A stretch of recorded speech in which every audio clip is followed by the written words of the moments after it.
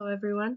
My name is Olivia Murray, and today I will be sharing my motivational autobiography, or in other words, the story of the experiences and people that have shaped who I am, the motivational theories that help explain those experiences, and what I plan to do in the future to continue growing both personally and professionally.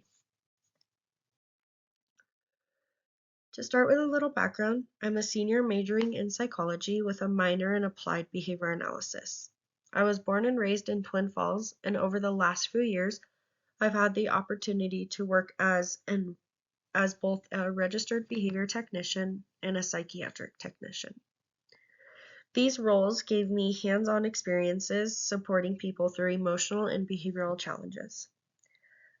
But even before those professional experiences, there were events in my life, both positive and painful, that shaped the way I view myself, my goals, and why I'm motivated the way I am today.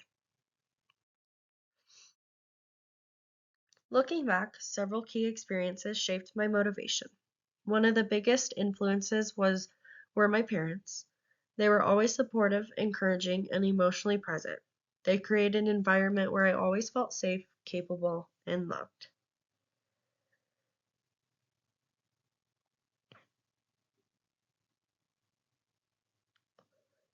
The motivational theory that best explains my story is self-determination theory, or SDT.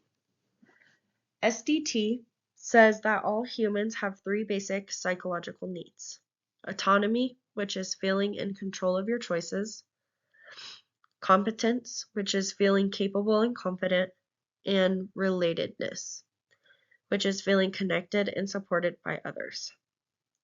When these needs are not met, motivation grows naturally, but when these needs are damaged or blocked, motivation can fall apart. This theory helped me understand why certain parts of my life pushed me forward and why other experiences made things harder.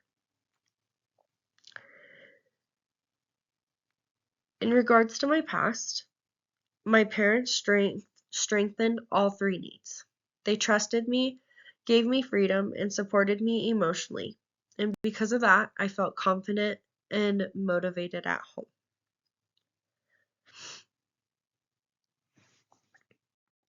On the other side of the spectrum, I also experienced bullying throughout childhood and my adolescent years. Those experiences affected my confidence and made me question my value at times. Bullying, however, attacked my sense of competence. It made me question whether I was capable, good enough, or even worthy.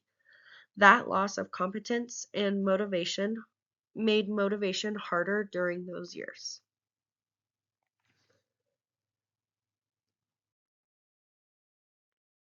The most significant turning point in my life was losing my sister to suicide. That experience completely shifted my perspective on mental health, resilience, and how fragile people can feel inside, even when they appear to be okay on the outside. Although these experiences were painful, they also inspired my desire to help others who struggle emotionally or feel unsupported. Losing my sister shattered my sense of relatedness. I felt disconnected, confused, and emotionally unstable.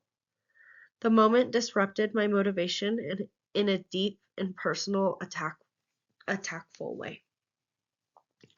But later, working in mental health helped rebuild those needs again. Helping others restored my sense of purpose. Supporting people strengthened my empathy and gave me a sense of competence that I didn't always have growing up. My professional experiences were incredibly important for understanding motivation. Working with clients taught me that motivation is not fixed, it's something that grows when people feel safe, supported, and capable.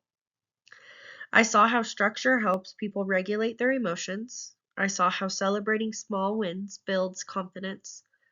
And I saw how a supportive environment can completely transform someone's willingness to try. These experiences didn't just teach me about other people, they also showed me what I needed in order to grow: connection, structure, patience, and compassion.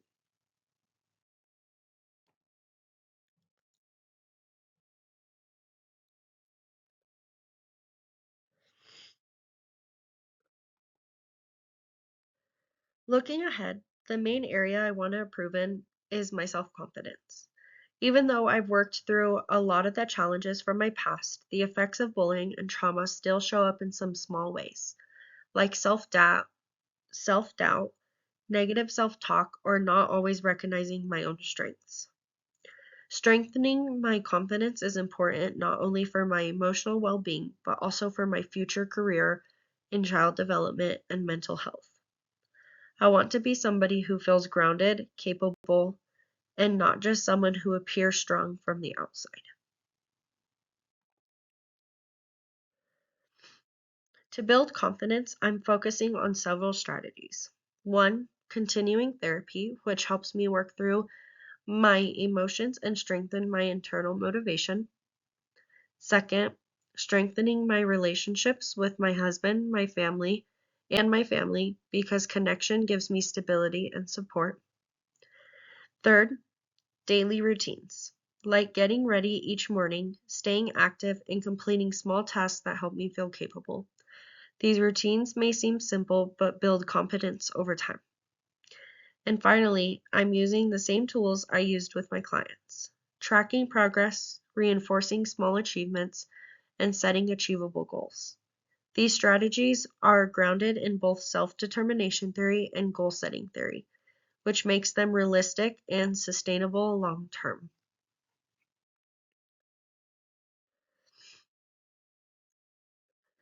To me, this all matters because I think everyone can relate to the idea that our motivation comes from the combination of our experiences, whether they're good or bad.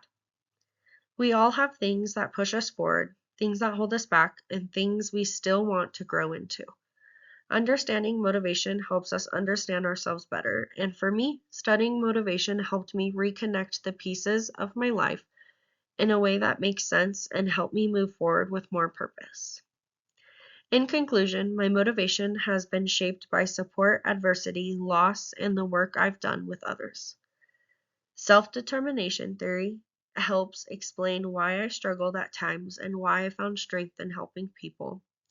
And moving forward, my focus is on building confidence, strengthening relationships, and continuing to grow into the person I want to become.